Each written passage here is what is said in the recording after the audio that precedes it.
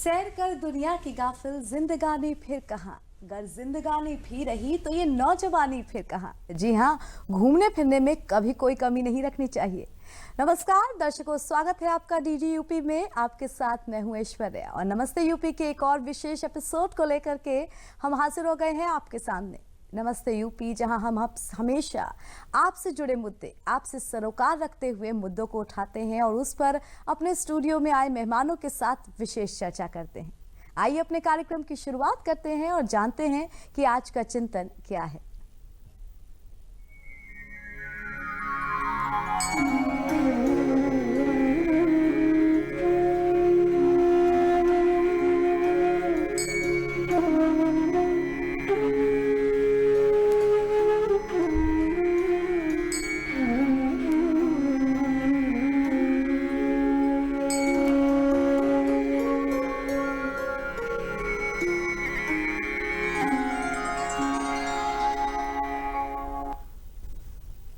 दर्शकों, आज का चिंतन है, खुद वो बदलाव बनिए जो आप दुनिया में देखना चाहते हैं।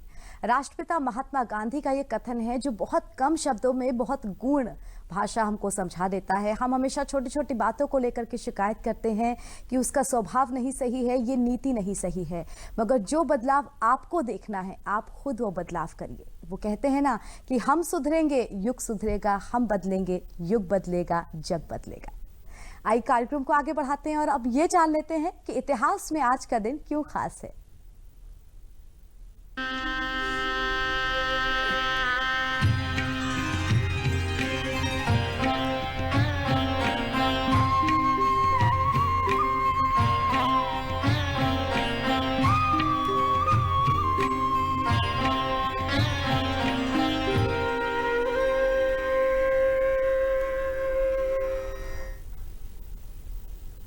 आज क्या है खास? आज तारीख 1 जुलाई 1881 में आज के दिन टेलीफोन पर पहली बार इंटरनेशनल कॉल की गई थी। अलेक्जेंडर ग्राहम बेल, जिन्होंने टेलीफोन का आविष्कार किया 1874 में, तब टेलीफोन पे पहली बार बात हुई और उसके करीब 7 साल बाद पहली इंटरनेशनल कॉल की गई और तब से आज तक का जमाना बदला है और फिलहाल हम मोबाइल युग में जी रहे हैं। आइए और देखते हैं कि इतिहास के गर्भ में आज के दिन के लिए क्या छिपा है।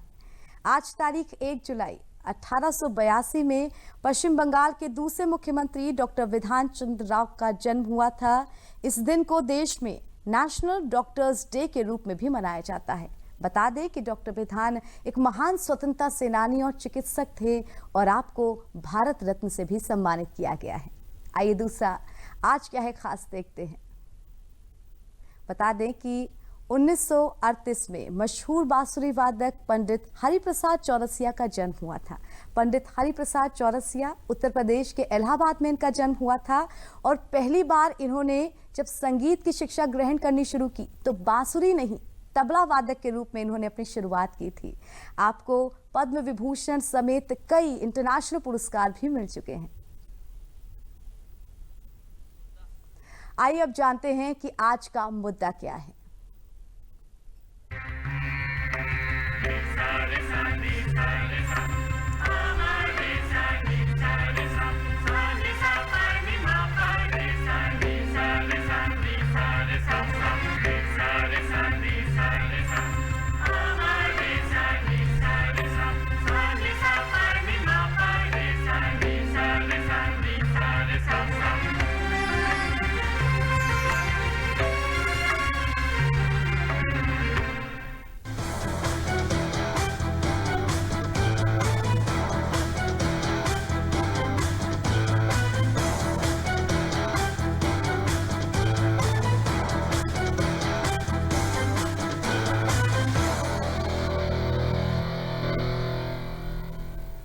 दर्शकों, आज का हमारा मुद्दा है होटल प्रबंधन व पर्यटन। इसी मुद्दे पर हम अपने स्टूडियो में मौजूद विशेष अतिथियों से बात करेंगे। लेकिन जैसा कि आपको पता है, हमारा ये कार्यक्रम एक टेलीफोनिक शो है, तो इस विषय से संबंधित कोई भी सवाल अगर आप हमारे स्टूडियो में मौजूद गेस्ट से पूछना चाहते हैं तो हमारे टेलीफोन नंबर्स नोट कर लीजिए। हमारे टेलीफोन नंबर्स हैं 0522888698, 05222205 756। और अब वक्त हो गया है अपने मेहमानों से आप सभी का परिचय कराने का। तो सबसे पहले हमारे साथ राजीव मेहरोत्रा जी। राजीव जी, बहुत बहुत स्वागत है आपका। आप प्रिंसिपल हैं इंडियन इंस्टीट्यूट ऑफ मैनेजमेंट के, और साथ ही साथ हमारे स्टूडियो में हमारे साथ जुड़े हुए हैं अनूप प्रतापगढ़ी जी। बहुत बहुत स्वागत है आपका हमारे साथ जुड़ने का। आप एक कवि हैं। हम इन्हीं दो मेहमानों के साथ इस विषय पर अपने स्टूडियो में चर्चा करेंगे। राजीव सर, सबसे पहले आपके पास आएंगे हम। पर्यटन और होटल प्रबंधन, इन दो मुद्दों को आज हमने उठाया है। भारत एक बहुत विशाल देश है। कश्मीर से लेकर कन्याकुमारी तक और कामाख्या से लेकर कच्छ तक हर जगह यहाँ प्राकृतिक सुंदरता जो है वो उसकी भरमार है, बहुतायत है। हर साल करीब 50 लाख विदेशी पर्यटक भी यहाँ आते हैं, हमारे देशी पर्यटकों के अलावा। तो ऐसे में कितनी ज़रूरत है कि हम इस पर्यटन और होटल प्रबंधन उद्योग को लेकर के और मुखर हों, ताकि हमारे युवाओं को इस क्षेत्र में और ज्यादा रोजगार मिल सके। देखिए, आपका कहना बिल्कुल ठीक है। भारत में पर्यटन की अपार संभावनाएं हैं और इस पे कार्य भी हो रहा है। नए नए पर्यटन स्थल विकसित किए जा रहे हैं। भारत में हर वो चीज़ है जो एक पर्यटक चाहता है। यहाँ प्राकृतिक सौंदर्यता है, समुद्री किनारे हैं, ऐतिहासिक धरोहरें हैं, पुरानी इमारतें हैं, यहाँ का वन्य प्राणी का कई एक नेशनल पार्क हैं। इसके साथ साथ जो पर्यटन के नए आयाम जुड़ते जा रहे हैं, जैसे मेडिकल टूरिज्म है, शिक्षा एजुकेशन टूरिज्म, इस तरह की चीज़ें भी अब भारत में बहुत ज़्यादा प्रचलित होती जा रही हैं। तो पर्यटन एक ऐसा क्षेत्र है कि जहाँ पे पर्यटन एक विकास होता है, जब पर्यटन का, तो उससे कई लोगों को रोजगार मिलता है। एक पर्यटक क्षेत्र का विकास हो रहा है, वहाँ पे सड़कें बन रही हैं तो वहाँ पे रोजगार सृजित हो रहा है जी।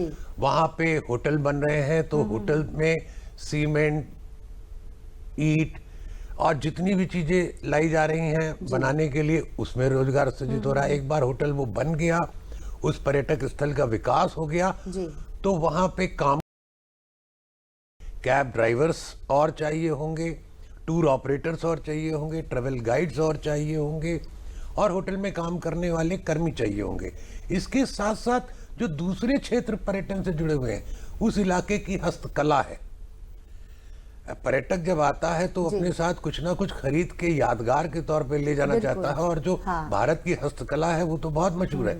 और इसके साथ साथ लोक कलाएं, जो लोक कलाकार हैं, वो लोक कलाएं देखने का बड़ा शौक होता है विदेशी पर्यटकों को, तो उनको भी और अच्छे अवसर रोजगार के मिलते हैं और उनकी आय में भी बढ़ोतरी होती है। और इसके साथ साथ जो वहाँ पे रहने वाले आम लोग हैं, वो भी अपना छोटा मोटा रोजगार वहाँ पे खोल सकते हैं जी। कोई टूरिस्ट घूमने निकला है, उसको चाय पीने का मन है, कुछ खाने का मन है, तो छोटे छोटे अच्छे रेस्टोरेंट वगैरह का बहुत ज्यादा स्कोप है। बिल्कुल सही, मतलब बिजनेस से लेकर के आप मजदूर तक बोल सकते हैं, और एक टूरिस्ट गाइड से लेकर के एक मैनेजर तक, हर प्रकार हम इसमें जो उद्योग है, रोजगार है, वो ढूंढ सकते हैं। ऐसे में जो युवा होते हैं वो किस अपने क्लास को पूरा करने के बाद ये कोर्सेज कर सकते हैं? क्या ऐसा जरूरी है कि ग्रेजुएशन या आफ्टर इंटर, किस प्रकार के कोर्सेज हमको होटल मैनेजमेंट का 3 साल का डिग्री प्रोग्राम है जी। उसके लिए 12th क्लास पास होना जरूरी है जी। और इसके बाद उनको एक एंट्रेंस एग्जाम देना होता है, जो केंद्रीय पर्यटन मंत्रालय द्वारा स्थापित संस्था है, राष्ट्रीय परिषद होटल प्रबंध एवं केटरिंग टेक्नोलॉजी, वो करती है। परीक्षा उत्तीर्ण होने के बाद उन्हें देश भर में जितने भी संस्थाएं इस संस्था से संबंधित हैं, उनमें प्रवेश मिल जाता है।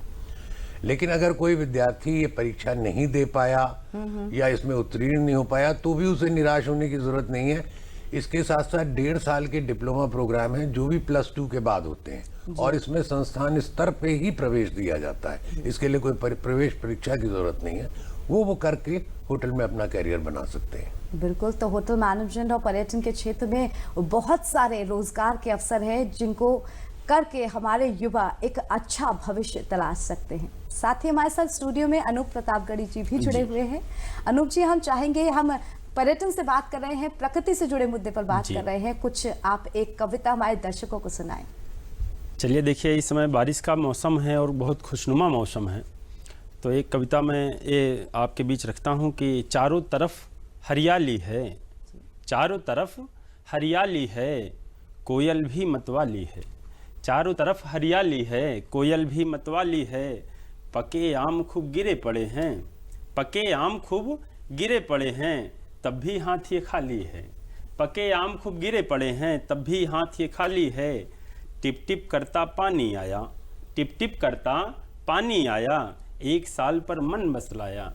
टिप टिप करता पानी आया, 1 साल पर मन बहलाया। हुआ बहुत मन बाहर जाऊं, हुआ बहुत मन बाहर जाऊं, लेकिन माँ ने रोक लगाया। और इसके बाद एक लाइन है कि बाग बगीचा खूब लगाया, बाग बगीचा खूब लगाया, तब छुटकारा रोग से पाया, तब छुटकारा रोग से पाया। किया प्रदूषण मुक्त मोहल्ला, तब जाकर ये जान बचाया। किया प्रदूषण मुक्त मोहल्ला, तब जाकर ये जान बचाया। और इसके बाद एक बंद ये है कि मीठा मीठा कोयल बोले, मीठा मीठा कोयल बोले, तभी आँख ये दुनिया खोले। मीठा मीठा कोयल बोले, तभी आँख ये दुनिया खोले। उसकी खुददारी का परचम कौन भला अब लेकर डोले, कौन भला अब लेकर डोले। सोंधी मिट्टी महक रही है, सोंधी मिट्टी महक रही है, मासूका भी चहक रही है। सोंधी मिट्टी महक रही है, मासूका भी चहक रही है। छत पे जाकर देखा तो मैं, सारी दुनिया बहक रही है। छत पर जाकर देखा तो मैं, सारी दुनिया बहक रही है। नहर में देखो पानी है, आज अभी चूंकि ये बारिश का मौसम है तो भी नहर वगैरह भी आई हैं। तो नहर में देखो पानी है, इसकी बड़ी कहानी है। कैसे बिसराऊं अब भी इसको, क्योंकि पहले जब हम लोग बहुत छोटे छोटे थे तब नहर आया करती थी तो हम लोग वहाँ नहाने जाते थे। तब मैंने स्पेशली जो है बंद लिखा कि मैं एक बार वहाँ एक जो पुल बनता है, एक बार मैं उस पुल से कूद रहा था नहर में नहाने के लिए, तब मुझे वहाँ एक पत्थर था और मेरे मत्थे पर चोट लग गई। तो बिल्कुल हम पूरी आपकी जो ये कहानी और कविता ये पूरी अपने दर्शकों को सुनाएंगे, लेकिन फिलहाल हमारे साथ यहाँ एक दर्शक जुड़ गए हैं जो कि फोन कॉल करके प्रश्न पूछना चाहते हैं। नमस्कार, स्वागत है आपका नमस्ते यूपी में, सवाल कीजिए। हाँ नमस्ते मैडम, मेरा नाम नंद स्वरूप मिश्रा, मैं बाराबंकी गांव बसोली से बोल रहा। मैं जानना ये चाहता हूँ कि जो हमारे जो अतिथि पर्यटक लोग आते हैं उनमें अतिथि देवो भव के रूप में हमें उनका सम्मान करना चाहिए, उनकी पहचान करनी चाहिए। दूसरी चीज, हमें होटल का प्रबंधन किस प्रकार से करना चाहिए जहाँ पर ध्वनि प्रदूषण हो, हवा प्रदूषण हो, धरा प्रदूषण हो, जिससे वो पर्यटक लोग उसका लुत्फ उठा सकें। बिल्कुल, बहुत ही बेहतरीन सवाल पूछा है राजीव जी, आप इसका उत्तर जानना चाहेंगे हम। देखिए, बहुत ज्यादा आजकल होटल्स में भी इस बात का ध्यान रखा जाता है कि पर्यावरण खराब नहीं होना चाहिए।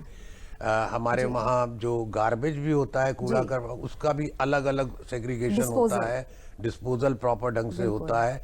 इवन गार्बेज जो इकट्ठा होता है उसको रखने के लिए भी एयर कंडीशन कमरे बनाए जाते हैं होटलों में।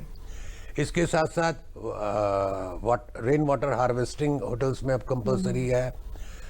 जो बायो गैस है उसका भी बहुत ज़्यादा यूज़ हो रहा है। सोलर एनर्जी का बहुत ज़्यादा होटल्स यूज़ कर रहे हैं स्विमिंग पूल का पानी वगैरह गर्म करने के लिए।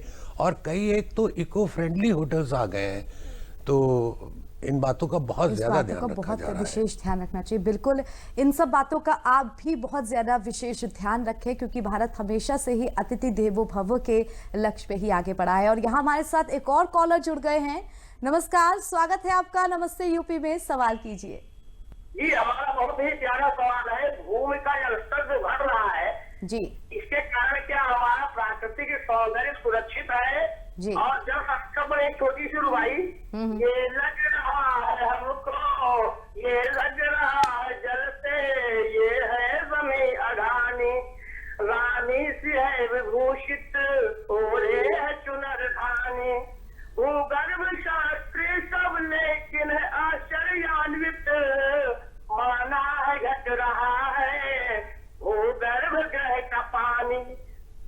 बिल्कुल बेहतरीन सवाल किया आपने। आपका सवाल भी इसी से संबंधित था। इससे पहले जो हमारे कॉलर थे ये जल संरक्षण के बारे में पूछ रहे थे कि किस तरह खतरे का जो लेवल तक पहुंच चुका है। इसीलिए रेन वाटर हार्वेस्टिंग ना सिर्फ होटलों में बल्कि अब तो जितने दूसरे संस्थान हैं, मेरी संस्थान में रेन वाटर हार्वेस्टिंग है।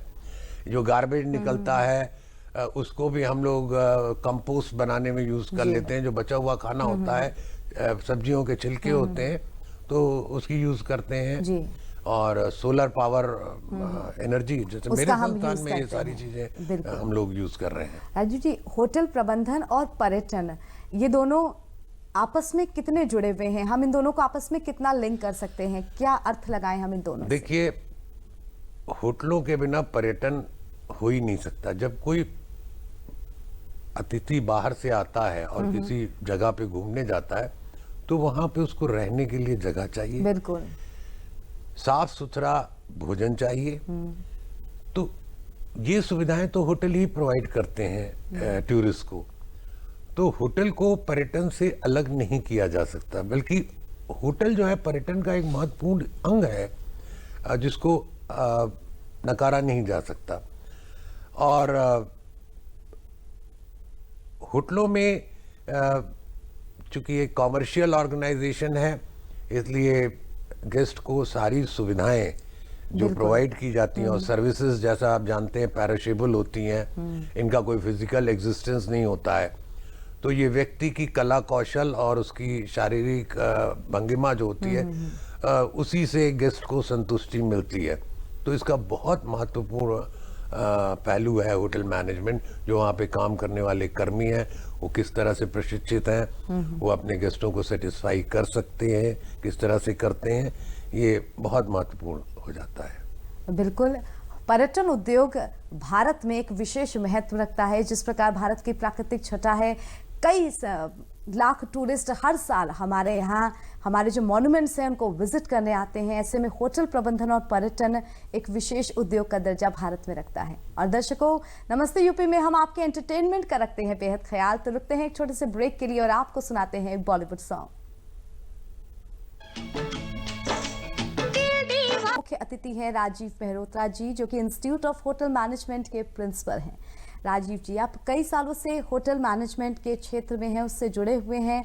भारत में होटल मैनेजमेंट और पर्यटन के क्षेत्र में असीम संभावनाएं हैं। ये सबसे बड़ा सेवा उद्योग है, जीडीपी का करीब 6.5% ये लेता है। तो ऐसे में यहाँ रोजगार के लिए कितना बूस्टअप जरूरी है, जिससे हमारी भारत की जो इकोनॉमी है वो भी बूस्टअप हो?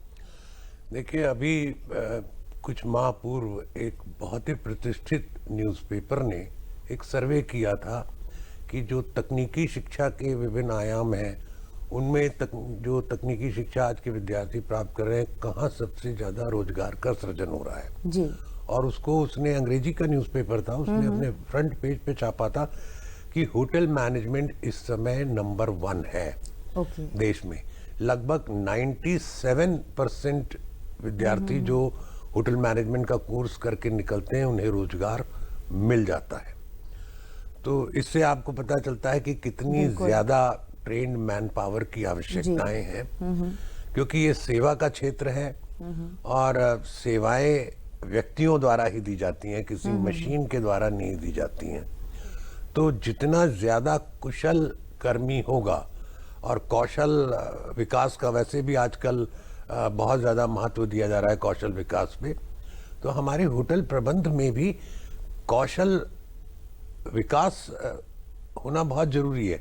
एक अच्छा कुक, एक अच्छा बेकरी वाला, एक अच्छा सर्विस करने वाला, या एक अच्छा कमरा बनाने वाला जो रूम बॉय होते हैं, या एक अच्छा स्वागतकर्ता जो रिसेप्शनिस्ट होते हैं होटल में, वो उनके लिए कुछ कौशल की आवश्यकता होती है। और जहाँ पे भी कौशल होता है, कौशल विकास किया जाता है विद्यार्थियों में, वो विद्यार्थी कभी खाली नहीं रह सकता है। तो जैसे कौशल विकास के अन्य क्षेत्र जहाँ पे कौशल विकास हो रहा है, उसी तरीके से हमारे क्षेत्र में भी कौशल की बहुत ज़रूरत है। और एक बार कौशल विकास विद्यार्थी में हो जाता है तो उसको रोजगार की कोई दिक्कत नहीं है, वो स्वयं रोजगार बिल्कुल। कर भारत सकता में है। असीम संभावनाएं हैं होटल मैनेजमेंट और पर्यटन के क्षेत्र में।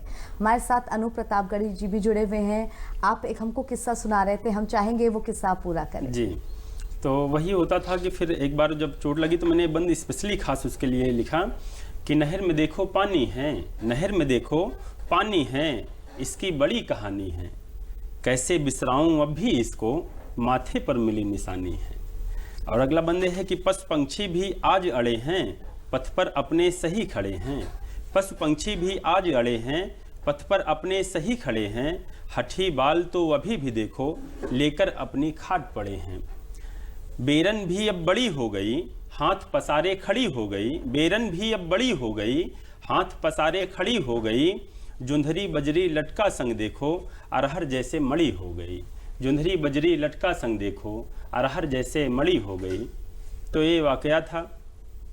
और इसके बाद जो है एक घुमक्कड़ी पर जी एक कविता है कि जब भी बाहर जाएगा, जब भी बाहर जाएगा कुछ लेकर ही घर आएगा। जब भी बाहर जाएगा कुछ लेकर ही घर आएगा। बिना कहे हर बात वो माने, भला बुरा भी खूब वो जाने। बिना कहे हर बात वो माने, भला बुरा भी खूब वो जाने। नया हुनर भी खोज के लाता, आकर सबको रोज बताता। कभी जल में चक्कर लग जाए, कभी सोच सोच कर थक जाए। बिन खोए सब कुछ पाए, एक दूसरे को आगे आए। चांद तलक अब जाते हैं, है देश महान बताते हैं। बिल्कुल। चांद तलक अब जाते हैं, जी। है देश महान बताते हैं। बच्चा बच्चा जागा है, मजबूत हमारा धागा है।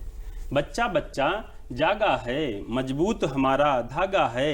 यही हमारी तहजीब बताए, यही हमारी तहजीब बताए। आगे आगे राह दिखाए, अब तो लगता संभल गया वो। अब तो लगता संभल गया वो। अब तो लगता संभल गया हो। दलदल से वो निकल गया है। कुछ अच्छा करके दिखलाए, देश का अपने मान बढ़ाए।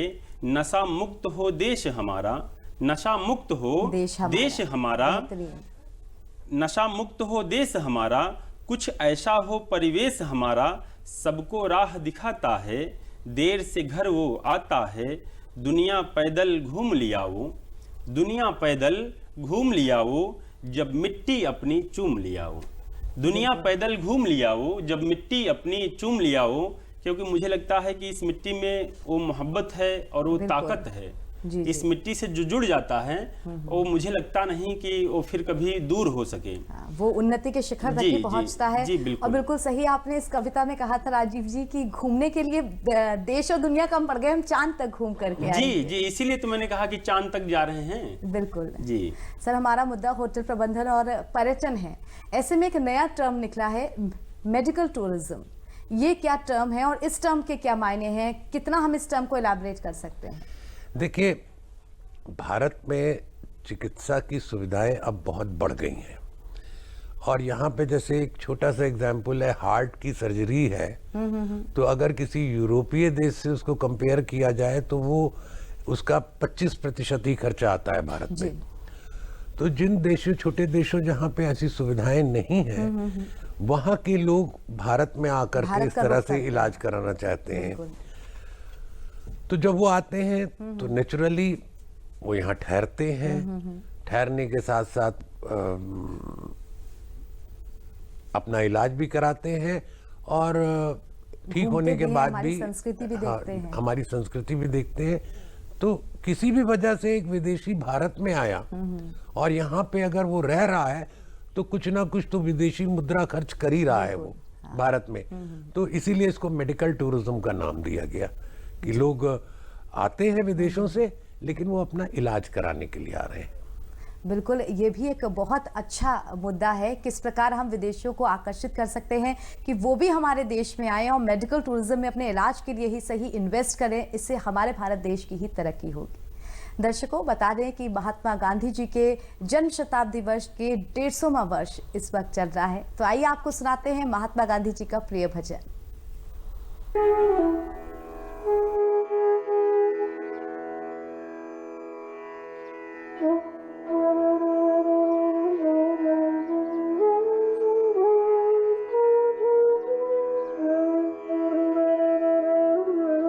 जिसके प्रवेश के लिए क्लास 12th पास होना जरूरी है और इसके लिए एक entrance examination ministry of tourism की एक बॉडी है, national council for hotel management catering technology.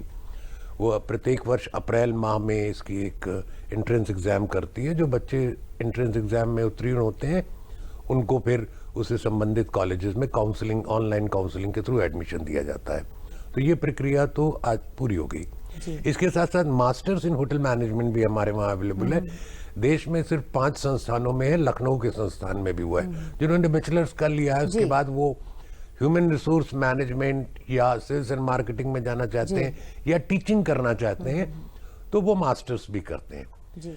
जैसा मैंने शुरू में बताया कि अगर कोई विद्यार्थी परीक्षा नहीं उत्तीर्ण कर पाया है या 3 वर्ष का समय नहीं लगाना चाहता है या परीक्षा नहीं दे पाया है, तो हमारे वहाँ 1.5 वर्ष के डिप्लोमा पाठ्यक्रम है, फूड प्रोडक्शन में, फूड एंड बेवरेज सर्विस में और बेकरी एंड कन्फेक्शनरी में।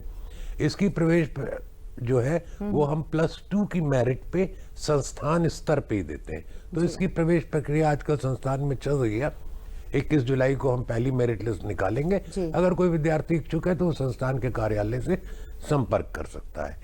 इसके साथ साथ इस वर्ष से IHM लखनऊ में एक स्नातकोत्तर स्तर का हम पोस्ट ग्रेजुएट डिप्लोमा प्रोग्राम शुरू कर रहे हैं। ऐसे लोग बहुत से हैं जो होटलों में काम कर रहे हैं लेकिन उन्होंने कोई फॉर्मल क्वालिफिकेशन नहीं ली हुई है। तो इस कोर्स में हम हाउसकीपिंग और फ्रंट ऑफिस, इसके साथ साथ मैनेजमेंट, पूरा कोर्स का नाम है post graduate diploma in accommodation operations in and management.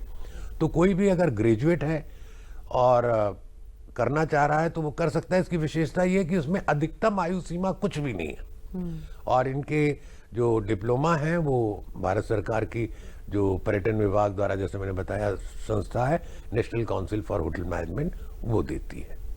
तो बिल्कुल, अगर आप भी होटल मैनेजमेंट के क्षेत्र में बैचलर्स या मास्टर्स करके अपना करियर बनाना चाहते हैं तो राजीव सर के द्वारा जितना भी उनकी दिशा निर्देश दिए गए हैं उनको फॉलो करें। आप एडमिशन ले सकते हैं और होटल मैनेजमेंट के क्षेत्र में अपना करियर बना सकते हैं। अनूप जी, आपकी ओर में आऊंगी और चाहूंगी एक और कविता हमारे दर्शकों को आप सुनाएं। देखिए, एक जो है हमने पर्यावरण पर कविताएं लिखी, तो मैं वो सोच रहा हूँ कि आपके बीच यहीं पेश करते हैं कि जीवन खुशहाल बनाना है तो हर दिन वृक्ष लगाना है। जीवन खुशहाल बनाना है तो हर दिन वृक्ष लगाना है। एक हरा जो पौधा मिल जाता है, बिल्कुल, एक हरा जो पौधा मिल जाता है तनकर चेहरा खिल जाता है। एक हरा जो पौधा मिल जाता है तनकर चेहरा खिल जाता है। बीमारी दूर भगाना है तो हर दिन वृक्ष लगाना है, क्योंकि आज वृक्ष की बड़ी आवश्यकता है। बिल्कुल। सारा प्रदूषण स्वयं ही लेता, सारा प्रदूषण स्वयं ही लेता, हमको मस्त हवा भी देता। जो नई अलख जगाना है तो हर दिन वृक्ष लगाना है, तो हर दिन वृक्ष लगाना है। ये फल भी देता, छाह भी देता। इसकी जो मूलतः जो है इसकी विशेषता है कि ये फल भी देता, छाह भी देता, तो नादान तू जान क्यों लेता। ये फल भी देता, जहाँ छाह भी देता, तो नादान तू जान क्यों लेता। धूप से खुद को बचाना है तो हर दिन वृक्ष लगाना है, तो हर दिन वृक्ष लगाना है। इनसे मोह लगाओगे तो और भी आगे जाओगे, इनसे मोह लगाओगे तो और भी आगे जाओगे। अब को सबका अरमान बचाना है, अब सबका अरमान बचाना है, तो हर दिन वृक्ष लगाना है।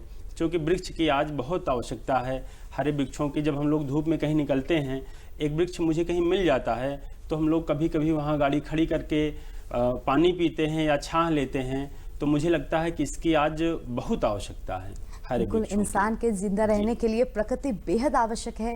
राजीव सर, जिस प्रकार हम कोर्सेज की बात कर रहे थे, हमारे पास फोन कॉल्स भी आए जो 2 महत्वपूर्ण इस वक्त धरा के मुद्दे हैं, पर्यावरण, प्रदूषण। क्या इन्हें भी हमें होटल मैनेजमेंट के कोर्सेज में ऐड ऑन करना चाहिए या ये ऐड ऑन है? नहीं, ये ऑलरेडी ऐड ऑन है। हम एनवायरनमेंट किस तरह से, हमारे वहाँ एक सब्जेक्ट होता है फैसिलिटी प्लानिंग, यानी जब आप होटल बना रहे हैं या होटल बन गया है तो उसकी शुरुआत करनी है तो किस तरह से गेस्ट के लिए फैसिलिटी रखेंगे। लेकिन उससे पहले ही हम लोग जो पर्यावरण से जुड़े हुए मुद्दे हैं, कि होटल का मतलब ये नहीं है कि बना दिया और फिर पर्यावरण को हम नष्ट कर रहे हैं। तो पर्यावरण से जुड़े हुए मुद्दे इसमें बहुत महत्वपूर्ण ढंग से हम लेते हैं और विद्यार्थियों को उसके बारे में बताते भी हैं। जी। होटल उद्योग, जो कि एक अनुमान, एक आंकड़े के मुताबिक हर साल 50 लाख विदेशी टूरिस्ट भारत को विजिट करते हैं और हर साल करीब 56 करोड़ जो भारत के अंदर के पर्यटक हैं वो आपस में तीर्थयात्रियों के रूप में या फिर एज अ मतलब टूरिज्म की हॉबी जिनकी है वो विजिट करते हैं। तो ऐसे में जो लोकल टूरिस्ट हैं, क्या उनको भी फोकस में रख करके हम और कुछ प्लानिंग कर सकते हैं? हम लोकल टूरिज्म को, हम डोमेस्टिक टूरिज्म जिसको हम कहते हैं, उसको हम इग्नोर नहीं कर सकते हैं। अभी आपने देखा कुंभ हुआ जी, अब कुंभ में जो लोग आए, करोड़ों की तादाद में आए, बिल्कुल तो वो भी एक तरह के पर्यटक ही थे, वो रिलीजियस टूरिस्ट थे। अयोध्या, बनारस, मथुरा जो पर्यटक जा रहे अमरनाथ हैं, यात्रा अमरनाथ यात्रा भी चल रही है, वैष्णो देवी की यात्रा है, तो या अजमेर में उर्स होता है ख्वाजा साहब का, तो कितने टूरिस्ट वहां जाते हैं, तो हम उनको इग्नोर नहीं कर सकते। इसीलिए बड़े होटलों के साथ साथ छोटे होटलों की भी आज आवश्यकता है, जो बजट टूरिस्ट हैं, क्योंकि डोमेस्टिक टूरिस्ट में कई बार बजट टूरिस्ट होते हैं, उनका बजट इतना ज्यादा नहीं होता है। लेकिन एक चीज पे हम लोग बहुत ज्यादा एम्फेसिस देते हैं कि चाहे आप सुविधाएं उतनी ना दीजिए एक होटल के कमरे में, लेकिन साफ सफाई का बहुत ज्यादा ध्यान रखा जाए। रखें। इसके साथ जो फॉरेन टूरिस्ट, अगर हम उनकी बात करें, वो भी हमारे देश में आते हैं, तमाम तरीके से घूमते हैं, लेकिन उनकी भाषा और हमारी भाषा जो होती है उसमें बहुत ज़्यादा विसंगति होती है। ऐसे में जो होटल मैनेजमेंट के कोर्सेज हैं, इनके साथ साथ जो फॉरेन लैंग्वेजेस के स्पीकिंग कोर्सेज हैं, वो भी कितने ज़रूरी हैं? कुछ तो हम लोग पढ़ाते भी हैं, फ्रेंच लैंग्वेज हम लोग अपने कोर्सेज में इंक्लूड की हुई है, और इसके अलावा विद्यार्थी कई बार दूसरी भाषाएं भी सीखते हैं। जैसे जो टूरिस्ट गाइड होते हैं वो कई बार मदद करते हैं, उनको कई भाषाएं आती हैं। जी, लेकिन फॉरेन की अगर भाषाओं की बात करें तो कितनी भाषाएं हैं जो महत्वपूर्ण हैं, या फिर सिर्फ एक या दो भाषाएं सीख के ही हम ओवरऑल इसको फिल कर सकते हैं? अब देखिए, अंग्रेजी का ज्ञान तो होना तो बहुत ही ज़रूरी है, फ्रेंच हो गई, और जो दूसरी यूरोपीय भाषाएं हैं कुछ, उनका थोड़ा बहुत ज्ञान, जर्मन, स्पेनिश अगर उनका ज्ञान है तो ये ऐड ऑन हो जाता तो है। आप काम करा सकते हैं। इसके अलावा होटल मैनेजमेंट से जुड़े हुए क्या जो ट्रैवल हैं वो भी हम इनमें जोड़ सकते हैं, उनको भी हम कुछ दे सकते हैं? जैसे कि कोई भी अगर विदेशी टूरिस्ट एक कार से ट्रैवल करता है, एक बस से ट्रैवल करता है, तो उसमें जो या मतलब जो लोग होते हैं जो उनको मैनेज करते हैं, वो भी क्या होटल मैनेजमेंट के ही दायरे में आते हैं? क्या उनको भी हम जोड़ सकते नहीं, हैं? उनको ट्रैवल ट्रेड से वो जुड़े होते हैं, लेकिन उनके लिए भी प्रशिक्षण बहुत जरूरी है। जी। प्रशिक्षण बहुत जरूरी है कि किस तरह से उनकी शारीरिक भाषा हो, वो पर्यटकों से किस तरह का व्यवहार करें, ये चीजें बहुत जरूरी है, और समय समय पर उनको भी प्रशिक्षण दिया जाता है। भारत सरकार की पर्यटन मंत्रालय की एक योजना है कैपेसिटी बिल्डिंग प्रोग्राम, यानी कि जो लोग ऑलरेडी इस क्षेत्र में हैं उनको लगातार प्रशिक्षण देता रहना चाहिए, जो चाहे वो गाइड हो, चाहे वो कैब ड्राइवर हो, इन लोगों को लगातार प्रशिक्षण।